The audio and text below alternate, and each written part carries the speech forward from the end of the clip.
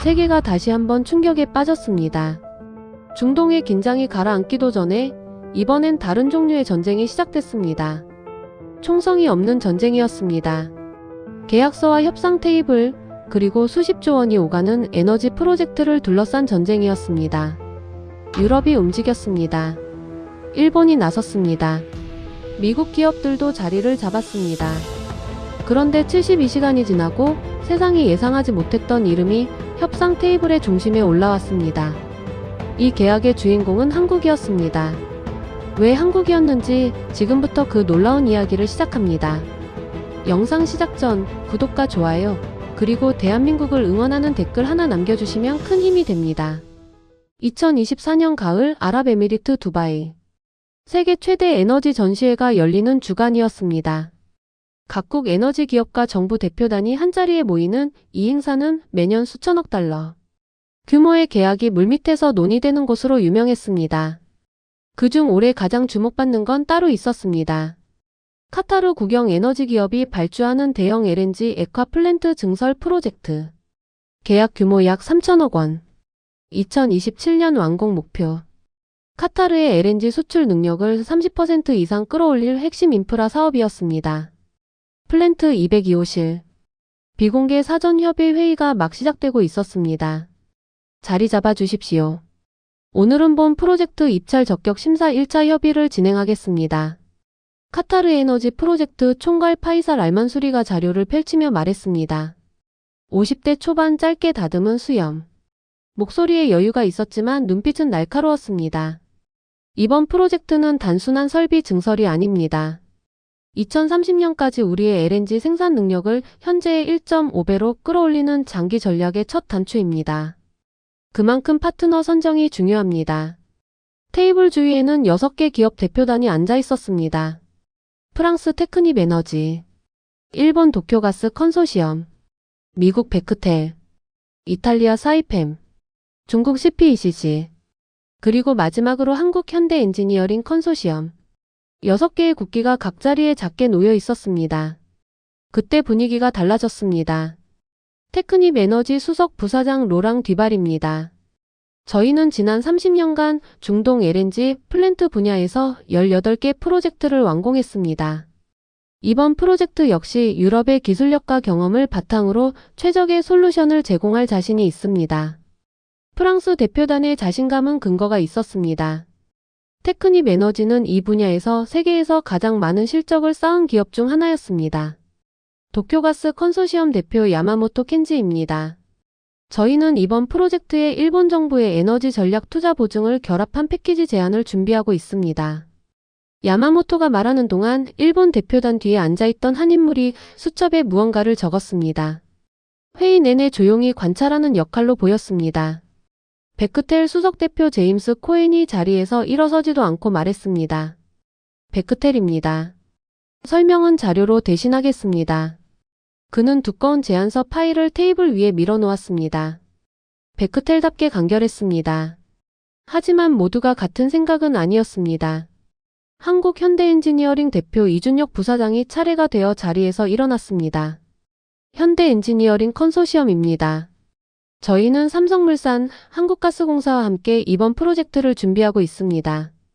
LNG 플랜트 분야에서 한국이 쌓아온 기술력과 공기 준수 실적을 바탕으로 최선의 제안을 드리겠습니다.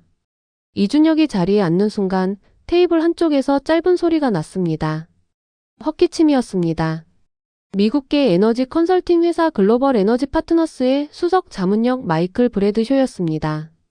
이 자리에는 카타르 에너지 측 외부 자문 자격으로 참석해 있었습니다. 40대 후반 굵은 테의 안경, 말을 아끼는 편이었지만 아낄 때와 쓸 때를 정확하게 구분하는 사람이었습니다. 잠깐 알만수리 씨. 확인이 필요한 부분이 있습니다. 알만수리가 고개를 들었습니다. 한국 컨소시엄이 입찰 후보에 포함된 것은 알고 있습니다. 그런데 이 프로젝트 규모가 3천억 원 수준입니다. 한국 기업들이 이 규모의 중동 LNG 플랜트 프로젝트를 단독으로 수행한 레퍼런스가 있습니까? 테이블 안이 조용해졌습니다. 중동 시장에서 한국 플랜트 기업들이 가격 경쟁력을 내세워 수주를 따낸 뒤 공기가 지연되거나 품질 문제가 발생한 사례가 여러 건 있습니다. 이번 프로젝트는 카타르의 장기 전략과 직결됩니다. 신중하게 봐야 합니다. 이준혁이 자료를 덮으며 브래드쇼를 바라봤습니다. 반박하지 않았습니다. 자리에서 조용히 앉아 있었습니다. 그 순간 예상하지 못한 이야기가 나왔습니다. 회의 뒤편 관찰자석에 앉아있던 한 인물이 처음으로 고개를 들었습니다. 싱가포르 국립대 에너지경제연구소 제임스 권이었습니다. 이번 회의에는 카타르 에너지의 독립자문단 자격으로 참석해 있었습니다. 브래드쇼 씨, 레퍼런스 말씀하셨는데 현대엔지니어링이 2019년 완공한 카타르 라스라판 2구역 LNG 설비 증설 프로젝트는 어떻게 보십니까? 공기보다 11일 빠르게 완공됐습니다. 브래드쇼가 잠시 멈췄습니다. 그건 규모가 달랐습니다. 규모 차이는 있습니다. 하지만 기술 축적이라는 관점에서는 연속성이 있습니다. 그리고 이번 컨소시엄에 한국가스공사가 포함되어 있다는 점도 주목할 필요가 있습니다. LNG 운영 실적 면에서 세계 상위권입니다. 알만수리가 두 사람을 번갈아 바라봤습니다. 오늘은 첫 협의입니다. 각 팀의 기술 제안서와 레퍼런스는 다음 주까지 제출해 주십시오. 세부 심사는 그 이후에 진행합니다. 회의가 정해됐습니다. 사람들이 하나둘 자리에서 일어났습니다. 브래드쇼가 짐을 챙기다가 권을 바라봤습니다. 당신 전에 제네바에서 만나지 않았습니까? 맞습니다. 국제에너지 포럼 워킹그룹이었습니다. 그때도 한국 이야기를 하셨군요. 권이 조용히 웃었습니다. 데이터가 가리키는 방향이 같았을 뿐입니다. 그 말이 끝나자 회의실이 조용해졌습니다. 그날 밤 두바이 호텔 라운지는 낮 회의의 연장이었습니다. 테이블마다 조용한 대화들이 오갔습니다. 공식 석상에서 꺼내지 못한 말들이 이런 자리에서 나왔습니다. 야마모토가 일본 대표단 2명과 낮은 목소리로 이야기하고 있었습니다. 오늘 브래드쇼가 한국을 견제한 건 우리한테는 좋은 신호 아닙니까? 단기적으로는 그렇습니다. 하지만 제임스 권이 끼어든 게 변수입니다. 그 사람 제네바 이후로 아시아 LNG 분야에서 발언권이 꽤 높아졌습니다. 카타르 독립 자문 자격이라니 중립이 아니라는 뜻 아닙니까? 독립 자문은 특정 국가 편이 아닙니다. 하지만 데이터로 말하는 사람입니다. 그게 오히려 더 위험합니다. 야마모토가 잔을 내려놓았습니다. 테이블 하나 건너 뒤발이 수행원과 통화하고 있었습니다.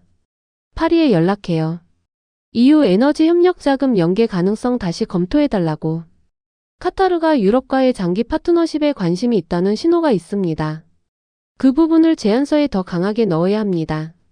각자의 전략이 그 밤 조용히 정비되고 있었습니다. 그리고 여기서 계산이 바뀌기 시작합니다. 다음날 새벽 뉴스가 터졌습니다. 이란이 페르시아만 해상훈련을 전격 선언했습니다.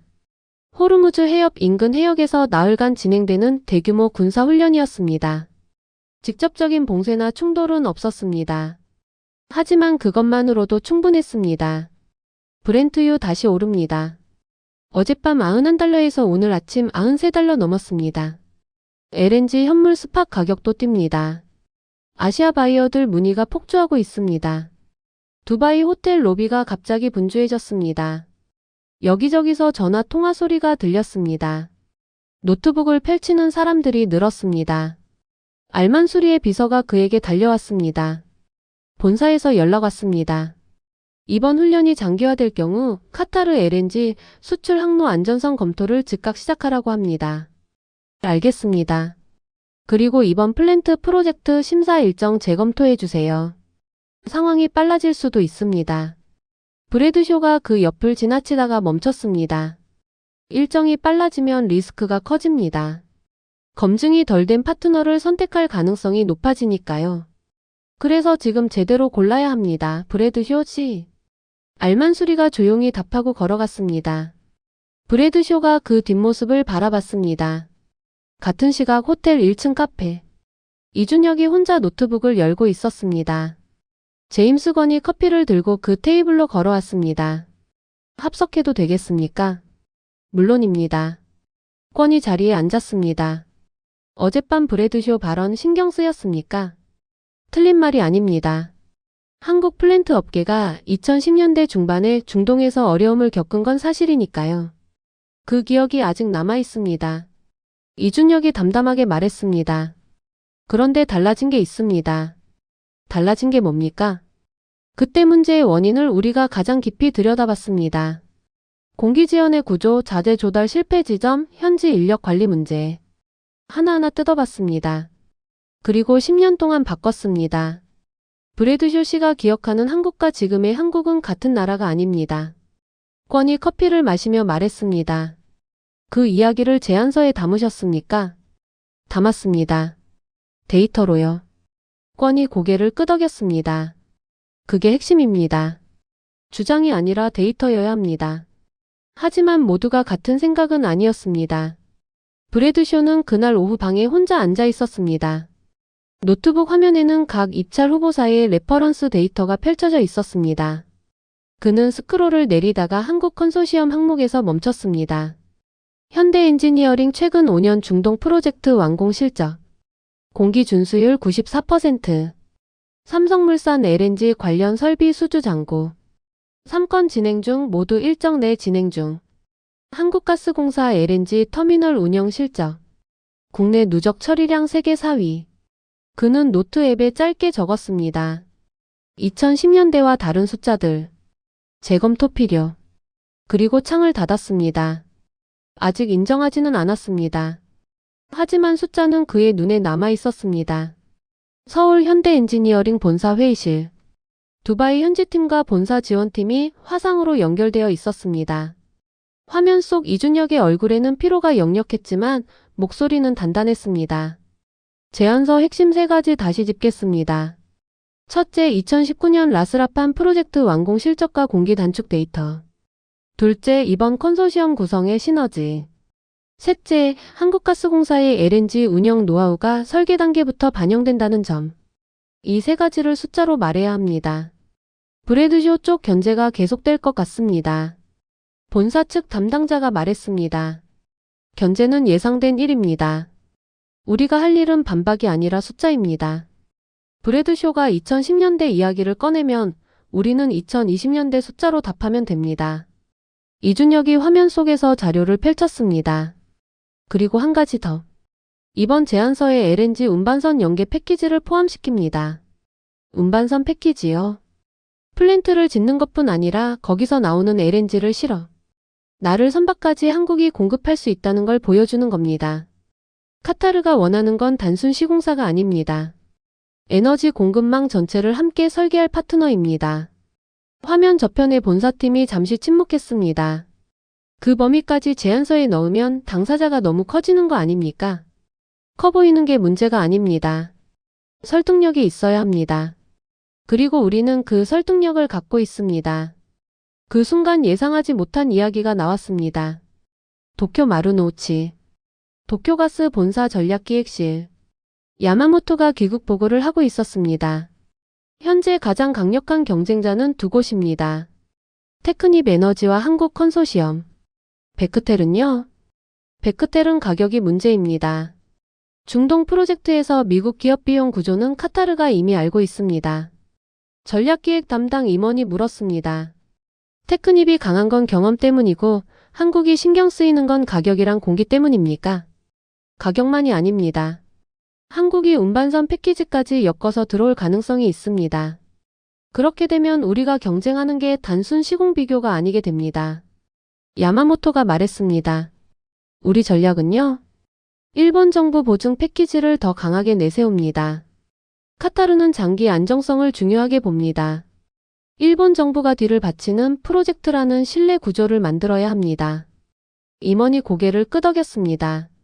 그리고 제임스 권 쪽 움직임은 계속 모니터링 해주세요. 그 사람이 카타르 독립 자문이라는 게 신경 쓰입니다. 그 말이 끝나자 회의실이 조용해졌습니다. 두바이 이틀째 오후. 알만수리가 각 팀을 개별 면담하고 있었습니다. 공식 회의가 아닌 15분짜리 비공개 대화였습니다. 한국팀의 차례가 됐습니다. 이준혁이 자료 없이 들어갔습니다. 자료 없이 오셨군요.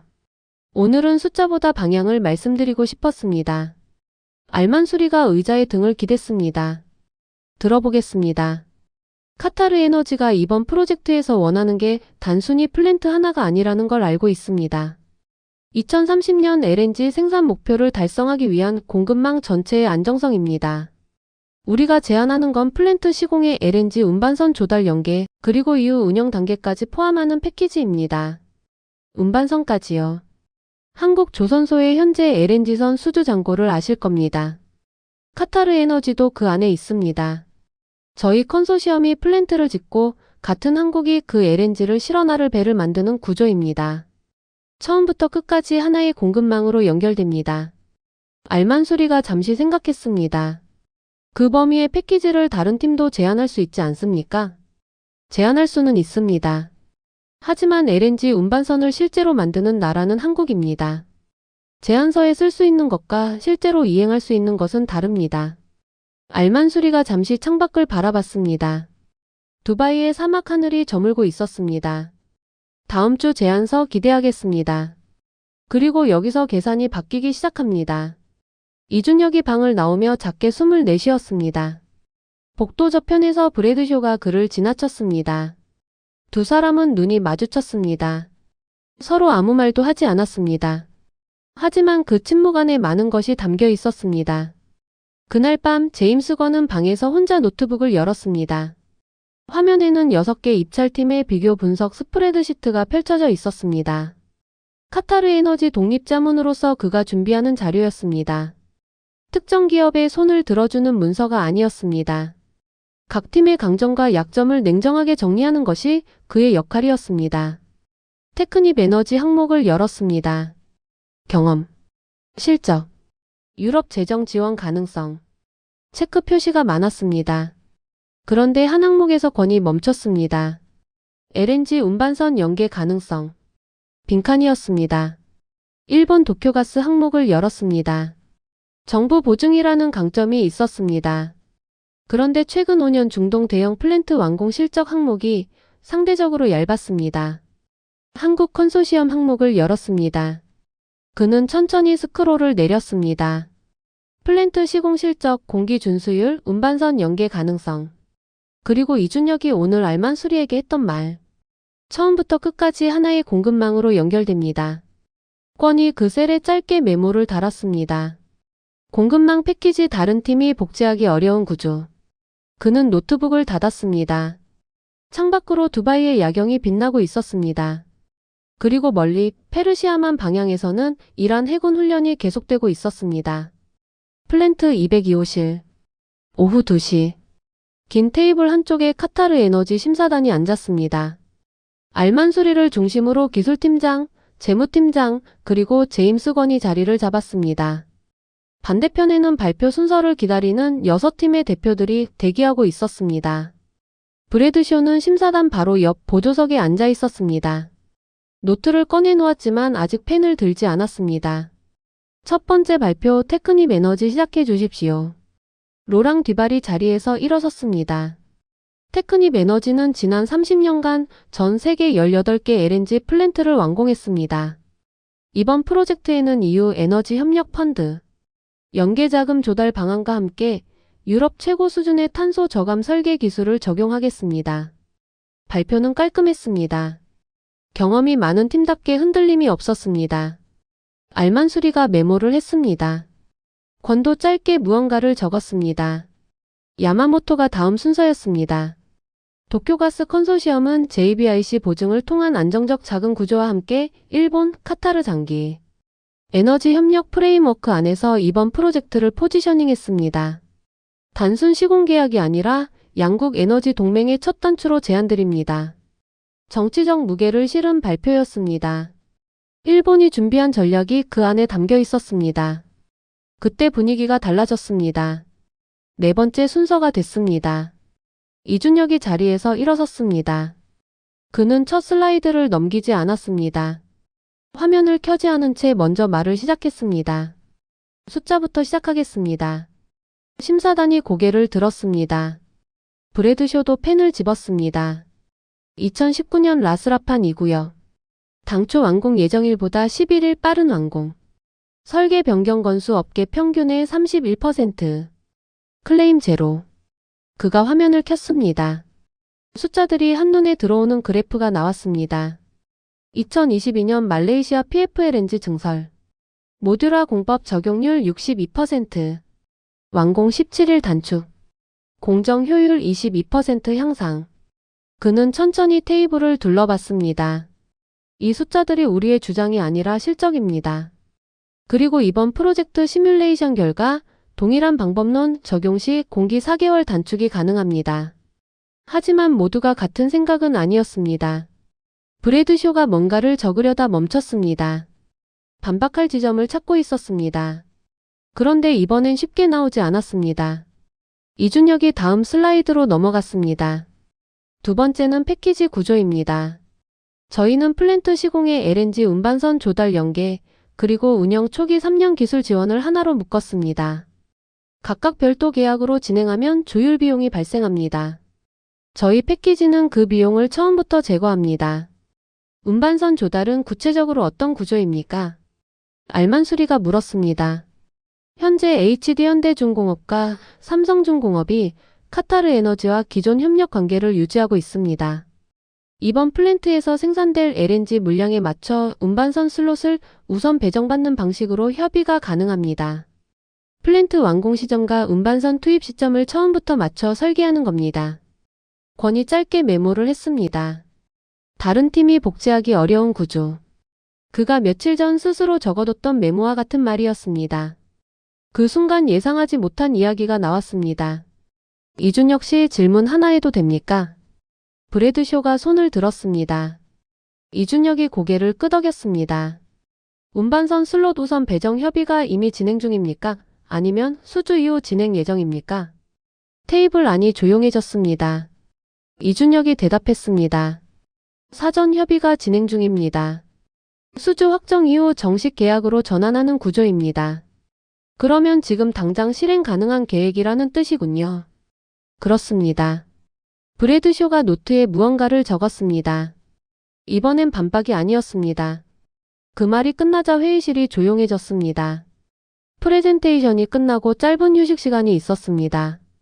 알만수리의 비서가 다시 문을 두드렸습니다. 지금 막 들어온 소식입니다. 이란 외무장관이 긴급 성명을 냈습니다. 내용은 짧았지만 무게가 달랐습니다. 호르무즈 해협의 통항권은 이란의 국가주권 사안이며 필요시 제한 조치를 취할 수 있다는 내용이었습니다. 방 안의 공기가 달라졌습니다. 봉쇄 시사 발언입니다. 권이 낮은 목소리로 말했습니다. 직접 봉쇄는 아닙니다. 하지만 시장은 이걸 봉쇄 준비 신호로 읽습니다. 유가는요? 지금 96달러 넘어섰습니다. LNG 스팟은 MMB투당 14달러 돌파했습니다. 알만수리가 자리에서 일어섰습니다. 심사 일정 다시 조정합니다. 내일 오전 최종 결정 회의를 진행합니다. 오늘 저녁 안에 각 팀 추가 질의 응답을 진행하겠습니다. 하루 만에요? 이 상황이 계속되면 카타르가 필요한 건 좋은 계획이 아니라 실행할 수 있는 파트너입니다. 지금 결정해야 합니다. 그리고 여기서 계산이 바뀌기 시작합니다. 저녁 개별 질의 응답이 시작됐습니다. 한국팀 차례가 됐습니다.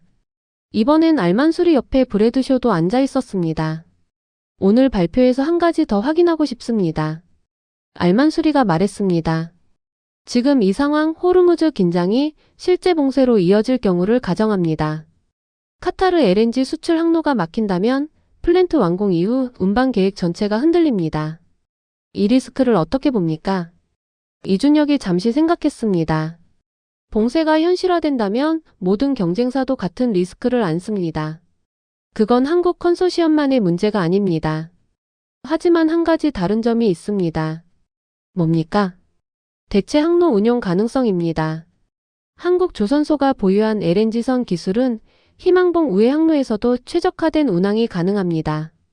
거리가 늘어나면 운임이 오르지만 운항 자체가 불가능한 건 아닙니다. 그리고 그 항로를 가장 효율적으로 운항할 수 있는 선박을 만드는 나라가 한국입니다. 알만수리가 팔짱을 끼며 권을 바라봤습니다. 권 씨, 이 부분 어떻게 보십니까? 봉쇄 리스크는 모든 팀이 동일하게 안습니다. 하지만 대체 항로에서의 효율성 차이는 실제로 존재합니다. 한국 LNG선의 연료 효율과 항속 능력이 장거리 우회 항로에서 유리한 건 수치로 확인되는 부분입니다. 하지만 모두가 같은 생각은 아니었습니다. 그렇다면 이 리스크에서 한국이 가장 잘 버틴다는 말이군요. 브래드쇼가 조용히 말했습니다. 공격이 아니었습니다. 확인하는 말투였습니다. 단순히 버티는 게 아니라 위기 속에서도 공급망을 유지할 수 있는 구조가 한국에 있다는 겁니다. 이준혁이 답했습니다. 브래드쇼가 노트를 덮었습니다. 더 이상 쓸 질문이 없었습니다. 그 순간 예상하지 못한 이야기가 나왔습니다. 모든 팀 질의응답이 끝난 뒤 알만수리는 내부팀과 자리를 가졌습니다. 기술팀장, 재무팀장, 제임스 권, 그리고 브래드쇼. 각자 의견 주십시오. 기술팀 먼저. 기술 스펙만 보면 테크닉과 한국이 선두입니다. 테크닉은 경험이 강점이고 한국은 모듈화 공법과 공기 단축 실적이 차별화됩니다. 재무팀은요? 가격 경쟁력은 한국이 가장 높습니다. 테크닉 대비 약 9% 낮습니다. 일본은 JBIC 보증으로 자금 조달 비용을 낮췄지만 시공단가 자체는 높습니다. 알만수리가 권을 받습니다. 권씨. 공급망 패키지 관점에서 보면 한국이 다릅니다. 플랜트, 운반선, 운영 지원을 하나로 묶을 수 있는 팀은 이번 6팀 중 사실상 한국 컨소시엄뿐입니다. 다른 팀들이 개별 요소에서 강점이 있어도 전체를 연결하는 구조를 가진 건 한국입니다. 알만수리가 마지막으로 브래드쇼를 바라봤습니다. 브래드쇼 씨. 브래드쇼가 잠시 생각하다가 입을 열었습니다. 그 말이 끝나자 회의실이 조용해졌습니다. 처음 이 자리에 왔을 때 저는 한국을 리스크로 봤습니다. 2010년대의 기억 때문이었습니다. 그는 노트를 내려다봤습니다. 하지만 지난 사흘 동안 숫자를 다시 봤습니다. 라스라판 말레이시아 수주장고 운반선 협의 현황. 2010년대와 다른 나라입니다. 알만수리가 아무 말도 하지 않았습니다. 그리고 지금 이 상황, 호르무즈 긴장이 계속되는 상황에서 공급망 전체를 하나로 묶을 수 있는 파트너가 필요하다면 솔직히 말씀드리겠습니다. 브래드쇼가 고개를 들었습니다. 한국이 가장 현실적입니다. 그리고 여기서 계산이 바뀌기 시작합니다. 회의가 끝나고 두 사람만 남았습니다. 브래드쇼가 자료를 챙기며 권에게 말했습니다. 제네바에서 처음 만났을 때 당신이 한국 이야기를 꺼냈을 때 솔직히 반신반의했습니다. 그건 자연스러운 반응입니다. 한 가지 물어봐도 됩니까? 당신은 어떻게 한국을 이렇게 일찍 봤습니까? 권이 잠시 생각했습니다. 저도 처음엔 표면을 봤습니다. 에너지 수입국 자립도 제로. 그런데 공급망 구조를 들여다봤을 때 달랐습니다. 에너지가 없는 나라가 에너지를 움직이는 거의 모든 것을 만들고 있었습니다. 그걸 보고 나서부터는 데이터가 계속 같은 방향을 가리켰습니다. 그래서 당신은 항상 데이터부터 보는 거군요. 감정이나 기억이 아니라 숫자로 보면 선입견이 끼어들 자리가 없습니다. 브래드쇼가 고개를 끄덕이며 자리에서 일어섰습니다. 내일 결정이 나겠군요. 그렇습니다. 어떻게 될 것 같습니까? 권이 창밖을 바라봤습니다. 두바이의 밤이 깊어 있었습니다. 데이터가 가리키는 방향은 하나입니다. 하지만 모두가 같은 생각은 아니었습니다. 이준혁은 방에서 잠을 이루지 못하고 있었습니다. 노트북 화면에는 프레젠테이션 자료가 열려 있었습니다. 이미 발표는 끝났습니다. 다시 볼 필요가 없었습니다. 하지만 그는 화면을 닫지 않았습니다. 전화가 왔습니다. 서울 본사였습니다. 현지 분위기 어떻습니까? 나쁘지 않습니다. 하지만 내일 아침까지는 모릅니다. 브래드쇼 쪽 견제는요? 오늘 저녁 분위기로는 달라진 것 같습니다. 데이터를 인정했습니다. 전화 너머에서 짧은 침묵이 흘렀습니다. 잘하고 있습니다. 내일 좋은 소식 기대하겠습니다. 이준혁이 전화를 끊었습니다. 그는 노트북을 닫고 창가로 걸어갔습니다. 두바이 야경이 밤새 빛나고 있었습니다. 페르시아만 방향은 어두웠습니다. 그 어둠 너머 어딘가에서 이란 해군 훈련이 계속되고 있었습니다. 세상이 흔들리는 그 72시간의 마지막 밤이었습니다. 그리고 내일 결정이 내려질 것이었습니다. 런던은 두바이보다 4시간 늦었습니다. 홈즈가 저녁 늦게 사무실에 남아 있었습니다. 화면에는 두바이 현지 동향 보고서가 열려 있었습니다. 어시스턴트가 매일 하나를 가져왔습니다. 두바이 소식입니다. 카타르 에너지가 내일 오전 최종 결정 회의를 앞당겼다고 합니다. 이란 외무장관 성명 이후 일정을 다시 조정했습니다. 내일 오전에요. 홈즈가 화면을 바라봤습니다. 한국 컨소시엄 동향은요. 오늘 프레젠테이션에서 공기단축 실적 데이터와 운반선 패키지를 제시했습니다. 브래드쇼가 질의를 했는데 공격적인 견제보다는 확인하는 방식이었다는 현지 소식이 들어왔습니다. 홈즈가 잠시 생각했습니다. 브래드쇼가 견제를 멈췄다는 건 뭔가 봤다는 뜻입니다. 그는 의자에 등을 기댔습니다. 한국 플랜트 관련 포지션 내일 아침 개장 전에 검토해봐요. 수주 확정되면 주가가 움직일 겁니다. 조선주도 같이 보겠습니까? 당연히요. 운반선 패키지가 엮이면 조선주도 같이 움직입니다. 제네바에서 배운 거 잊지 마세요. 어시스턴트가 메모를 하며 나갔습니다. 홈즈가 혼자 화면을 바라봤습니다. 제네바의 알프스룸에서 제임스 권이 처음 조선 이야기를 꺼냈던 순간이 떠올랐습니다. 데이터가 가리키는 방향은 하나입니다. 그 말이 다시 머릿속에 돌았습니다. 그리고 여기서 계산이 바뀌기 시작합니다.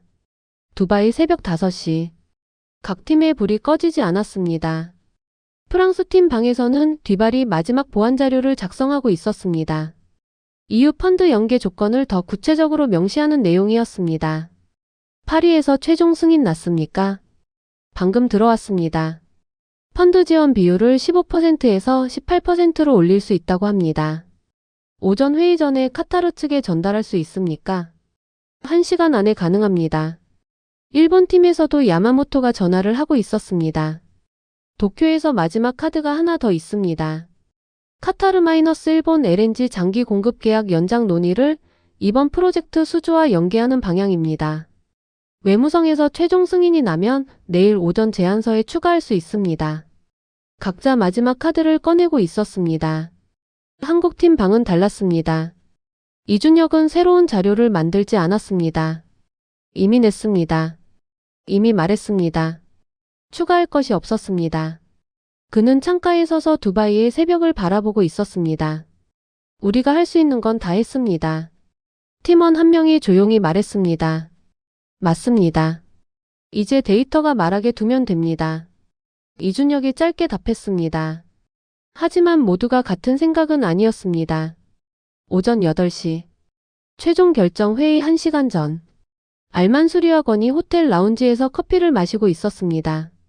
솔직하게 물어보겠습니다. 알만수리가 잔을 내려놓으며 말했습니다. 독립자문으로서 권 씨의 최종 의견은 무엇입니까? 어떤 팀이 이 프로젝트를 맡아야 합니까? 권이 잠시 생각했습니다. 각 팀 모두 강점이 있습니다. 테크닙은 경험이 깊고 일본은 정치적 안정성이 있습니다. 하지만 지금 이 시점 호르무즈 긴장이 계속되고 있는 이 상황에서 하나를 고른다면 그가 커피를 한 모금 마셨습니다. 공급망 전체를 하나로 연결할 수 있는 파트너가 필요합니다. 플랜트만 짓는 게 아니라 그 플랜트에서 나오는 LNG가 세계 시장에 도착하기까지 전 과정을 함께 설계할 수 있는 팀. 지금 테이블 위에 있는 6팀 중에서 그 구조를 실제로 이행할 수 있는 팀은 권이 말을 멈췄습니다. 결국 한 팀입니다. 알만수리가 권의 눈을 바라봤습니다. 두 사람은 더 이상 말을 주고받지 않았습니다. 이미 충분했습니다. 그 말이 끝나자 회의실이 조용해졌습니다. 서울 여의도. 이른 아침. 박수진의 팀이 두바이 동향을 모니터링하고 있었습니다. 이란 성명 이후 유가 어떻게 됐습니까? 브렌트유 96달러에서 오늘 아침 현재 97달러 후반입니다. LNG 현물은 14달러 중반대 유지 중입니다. 카타르 쪽 플랜트 입찰 결과 언제 납니까? 오늘 오전 두바이 시간 기준입니다. 서울 시간으로 오후 2시에서 3시 사이입니다. 박수진이 화면을 응시했습니다. 한국 컨소시엄 수주 가능성은 어떻게 봅니까? 현지 분위기로는 나쁘지 않다고 합니다. 브래드쇼가 어제 오후부터 견제를 멈췄다는 소식이 있습니다. 박수진이 고개를 끄덕였습니다. 플랜트 수주 확정되면 관련주 움직임 빠르게 보고해줘요. 조선주도 같이 봐야 합니다. 운반선 패키지가 엮여 있으면 같이 움직입니다. 팀원이 고개를 끄덕이고 모니터로 눈을 돌렸습니다. 서울에서도 72시간의 마지막 시계가 돌아가고 있었습니다.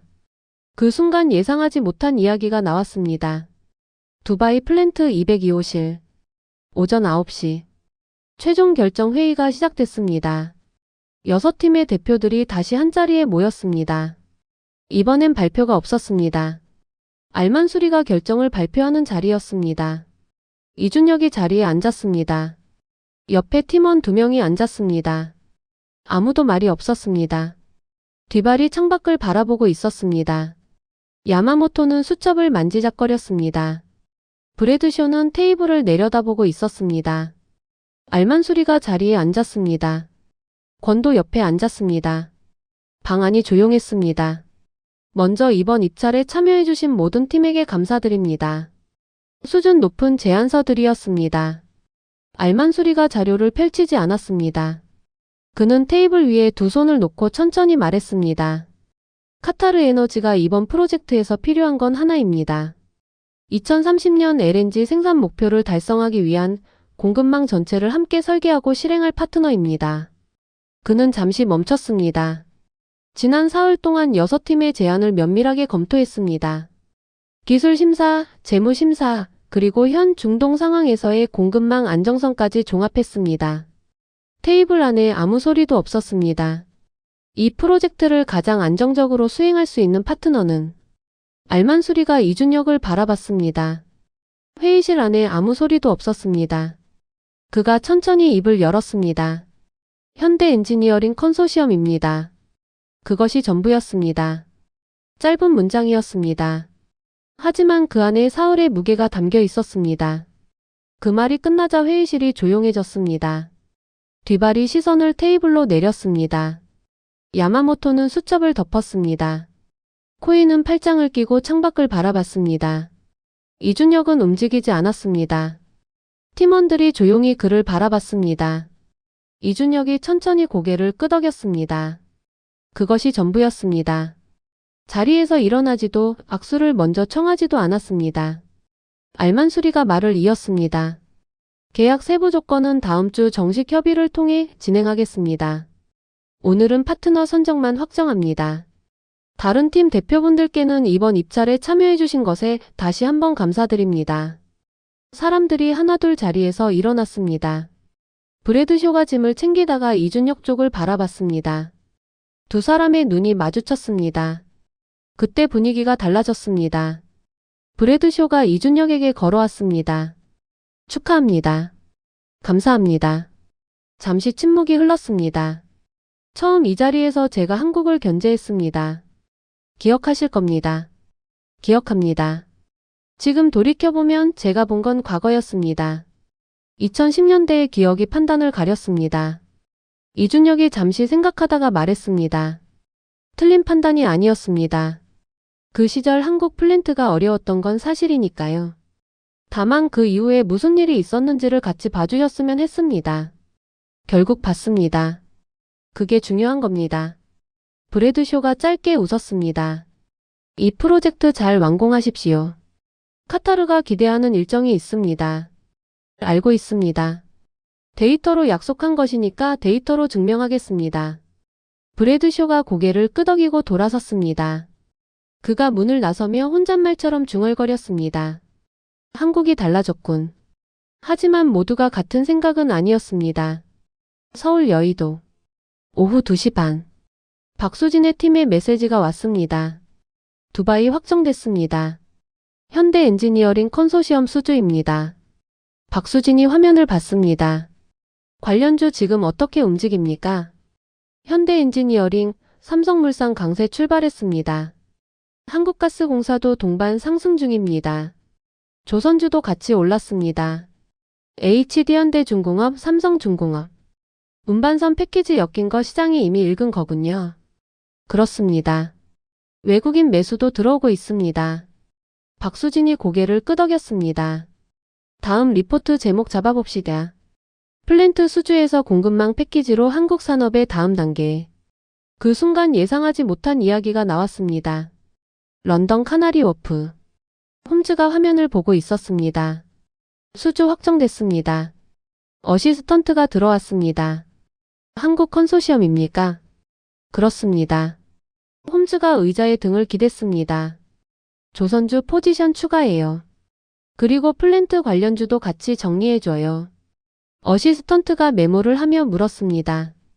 예상하셨습니까? 홈즈가 잠시 생각했습니다. 제네바에서 데이터를 처음 봤을 때부터 방향은 하나였습니다.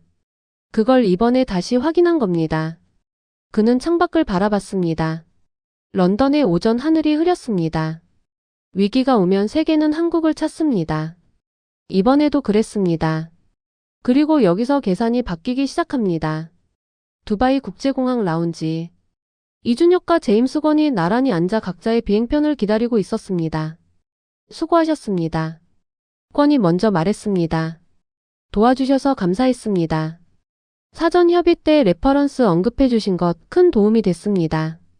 저는 데이터를 언급했을 뿐입니다. 그 데이터를 만든 건 이 부사장님 팀이었습니다. 이준혁이 창밖을 바라봤습니다. 활주로 너머로 이른 아침빛이 들어오고 있었습니다. 솔직히 말씀드리면 처음 브래드쇼가 2010년대 이야기를 꺼냈을 때 잠깐 흔들렸습니다. 왜요? 그 시절이 쉽지 않았으니까요. 중동에서 여러 프로젝트가 어려웠습니다. 그걸 직접 경험한 사람 중 한 명이 저입니다. 권이 조용히 들었습니다. 그런데 그 어려움이 있었기 때문에 지금이 있다는 것도 압니다. 문제를 피한 게 아니라 들여다봤으니까요. 그 10년이 이번 제안서 안에 다 담겨 있었습니다. 브래드쇼가 결국 그걸 봤습니다. 데이터는 거짓말을 못하니까요. 두 사람이 잠시 침묵했습니다. 다음 프로젝트는 어디입니까? 권이 물었습니다. 카타르 2차 증설이 2026년에 있습니다. 그리고 사우디아라비아 쪽에서도 비슷한 프로젝트 논의가 시작되고 있다는 이야기가 있습니다. 그러면 이번이 끝이 아니군요. 이번은 시작입니다. 그 말이 끝나자 회의실이 조용해졌습니다. 그 72시간 동안 세계 에너지 시장은 한순간도 조용하지 않았습니다. 유가가 오르고 LNG 가격이 뛰고 각국 전략가들이 밤새 계산기를 두드렸습니다. 그리고 두바이의 한 회의실에서 3천억 원의 계약이 주인을 찾았습니다. 처음엔 아무도 한국을 주목하지 않았습니다. 경험 많은 유럽, 정치적 무게를 가진 일본, 기술 명세가 두꺼운 미국. 이름만으로는 모두가 한국보다 강해 보였습니다. 하지만 데이터를 들여다보기 시작하자 이야기가 달라졌습니다. 10년 전의 실패를 직면하고 바꿔온 숫자들. 모듈화 공법으로 줄인 공기. 플랜트에서 운반선까지 하나로 연결하는 공급망 구조. 그리고 위기가 왔을 때도 그 구조를 유지할 수 있는 능력. 그 모든 것이 하나의 이름 아래 있었습니다. 한국만이 할 수 있었습니다. 그리고 여기서 계산이 바뀌기 시작합니다. 물론 이것이 끝이 아닙니다. 중국은 플랜트 기술을 빠르게 따라오고 있고 유럽은 경험에서 여전히 앞서 있습니다.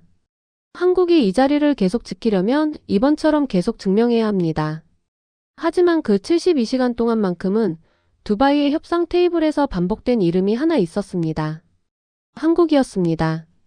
두바이에서 인천으로 향하는 비행기 안. 이준혁은 자리에 앉자마자 눈을 감으려 했습니다. 사흘 동안 거의 잠을 자지 못했습니다. 그런데 눈이 감기지 않았습니다. 그는 가방에서 노트를 꺼냈습니다. 두바이 도착 첫날 밤 브래드쇼의 견제 발언을 들은 뒤 혼자 적어뒀던 메모들이었습니다. 첫 줄은 이랬습니다. 반박하지 마라. 데이터가 말하게 해라. 그는 그 줄 아래에 새로 한 줄을 적었습니다. 데이터가 말했다. 그는 노트를 덮었습니다. 이번엔 눈이 감겼습니다. 인천까지 9시간이었습니다. 하지만 모두가 같은 생각은 아니었습니다. 두바이 플랜트 202호실. 모든 팀이 떠나고 알만수리가 혼자 남았습니다. 테이블 위에는 6개 팀의 제안서 파일이 쌓여 있었습니다. 그는 한국 컨소시엄 파일을 다시 펼쳤습니다. 맨 앞장에는 이준혁이 발표 시작할 때 화면에 띄었던 두 줄이 인쇄되어 있었습니다. 2019년 라스라판 공기 11일 단축. 2022년 말레이시아 공기 17일 단축. 알만수리가 파일을 덮으며 혼잣말을 했습니다. 숫자는 거짓말을 하지 않는다. 제임스 권이 사흘 내내 했던 말이었습니다. 이준혁이 했던 말이기도 했습니다. 그는 자리에서 일어섰습니다. 창밖으로 두바이의 오후 햇살이 강하게 들어오고 있었습니다. 2027년 제대로 완공해야 한다. 그것이 이번 결정의 무게였습니다. 그 순간 예상하지 못한 이야기가 나왔습니다. 싱가포르로 돌아온 제임스 건은 연구소 내부 보고서를 정리했습니다. 제목은 이랬습니다. 중동 변수 속 공급망 파트너 선택 두바이 케이스 분석. 보고서 결론 문단에는 이런 내용이 담겼습니다. 이번 카타르 에너지의 선택은 단순한 시공사 선정이 아니었다. 플랜트 설계에서 운반선 조달, 운영 지원까지 하나로 연결되는 공급망. 패키지를 제안할 수 있는 나라는 현재 세계에서 한국이 유일하다. 이 구조는 호르무즈 긴장처럼 공급망 전체가 흔들리는 상황에서 더욱 두드러진다. 한국은 에너지를 생산하지 않지만 에너지가 세계로 도달하는 경로에 거의 모든 고리를 쥐고 있다. 그는 보고서를 저장하고 노트북을 닫았습니다. 창밖으로 싱가포르 항구가 보였습니다. LNG 운반선 한 척이 항구를 나서고 있었습니다. 어디서 왔고 어디로 가는지는 몰랐습니다. 하지만 그 배가 어느 나라 조선소에서 만들어졌는지는 알고 있었습니다. 그 말이 끝나자 회의실이 조용해졌습니다. 인천공항. 이른 아침. 이준혁이 입국장을 나왔습니다. 아내가 마중을 나와 있었습니다. 됐어? 됐어. 짧은 대화였습니다. 그것으로 충분했습니다. 차를 타고 공항을 빠져나오는 길, 라디오에서 뉴스가 나왔습니다. 이란과 미국 간 비공식 접촉이 이루어지고 있다는 소식입니다.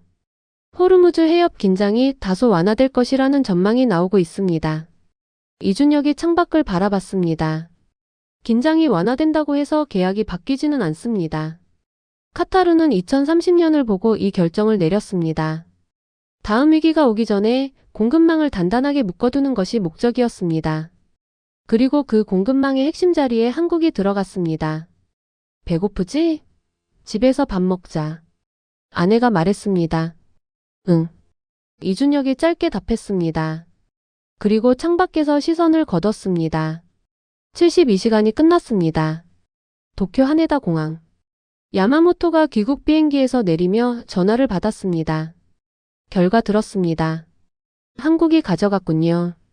그렇습니다. 이유가 뭐라고 봅니까? 야마모토가 잠시 생각했습니다. 패키지입니다. 우리는 플랜트와 금융을 엮었는데 한국은 플랜트와 운반선과 운영을 엮었습니다. 카타르가 원한 건 후자였습니다. 다음번엔 우리도 그 구조를 만들 수 있습니까?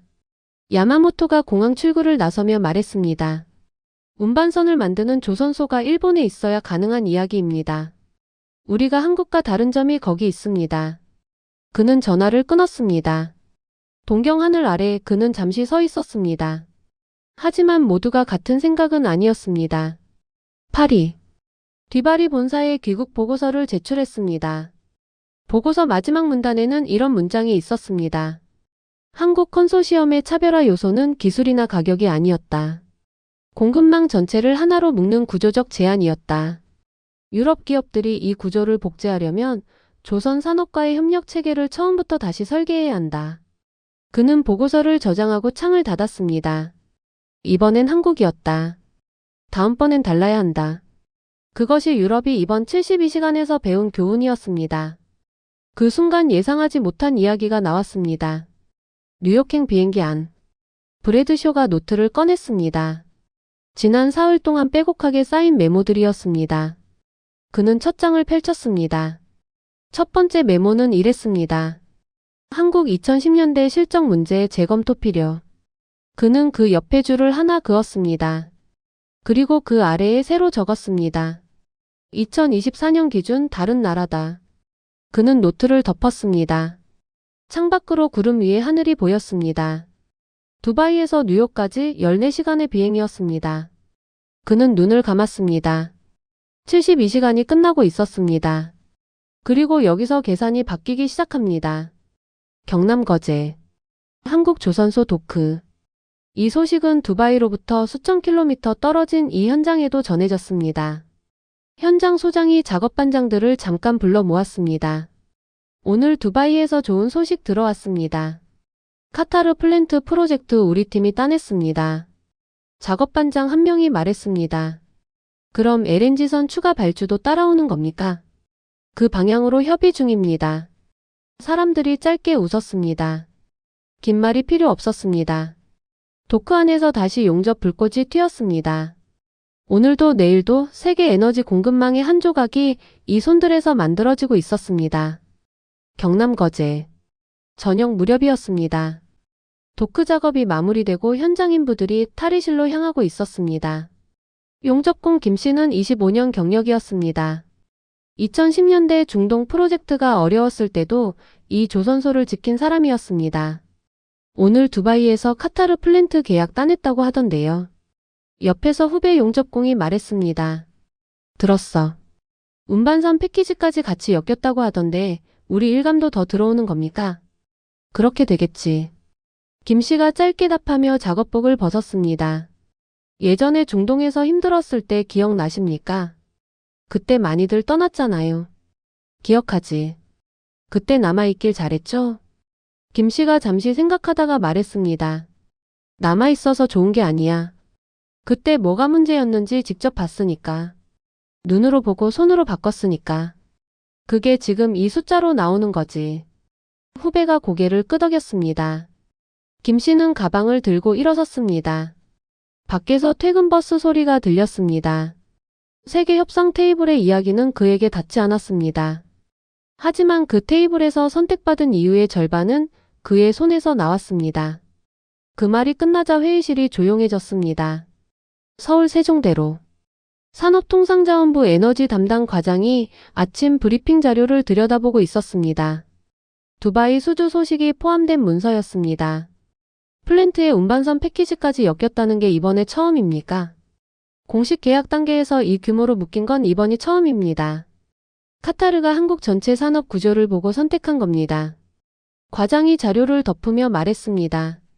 이 구조가 이번 한 번으로 끝나면 안 됩니다. 다음 중동 프로젝트에서도 같은 방식으로 접근할 수 있도록 업계 지원 방안을 검토해야 합니다. 조선 마이너스 플랜트 연계 협력 체계 말씀이십니까? 단순 수주를 넘어서 한국이 공급망 파트너로 반복 선택받는 구조를 만들어야 합니다. 이번 두바이가 그 첫 사례가 됐으면 합니다. 그는 창밖을 바라봤습니다. 세상이 한국을 필요로 하는 지금이 그 구조를 만들 수 있는 가장 좋은 시간이었습니다. 그리고 여기서 계산이 바뀌기 시작합니다. 싱가포르.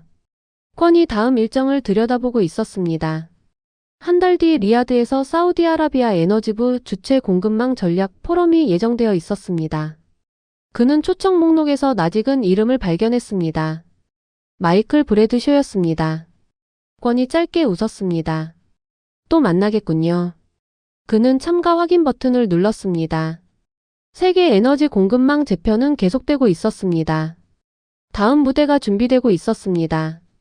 그리고 그 무대에서도 같은 질문이 반복될 것이었습니다. 이 위기를 누가 감당할 수 있는가?